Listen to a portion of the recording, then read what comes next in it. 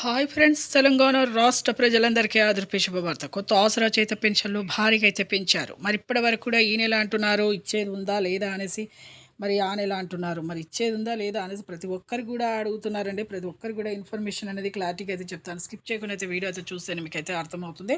Late చేయకుండా అయితే వీడియోలోకి వెళ్ళే ముందు ఒక లైక్ మాత్రం మర్చిపోకండి. ప్రతి ఒక్కరు కూడా ఇన్ఫర్మేషన్ అనేది యూజ్ అవుతుంది, వాళ్ళందరికీ కూడా తెలుస్తుంది లైక్ చేయడం వల్ల.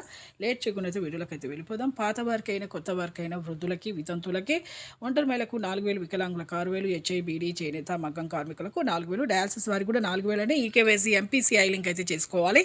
Phone number, Aadhaar card link చేసుకోవాలి. ఆధార్ కార్డ్, ఫోన్ నెంబర్, మళ్ళీ మీ బ్యాంక్ అకౌంట్ లింక్ చేసుకోండి. డబ్బు విషయంలో 14,000 కోట్ల రూపాయలు అయితే విడుదల చేసింది ప్రభుత్వం. అయితే ప్రతి ఒక్కరు కూడా మేము పెంచుతామనేసి సీఎం గారు, మంత్రి సీతక్క గారు కూడా చెప్పడం జరిగింది.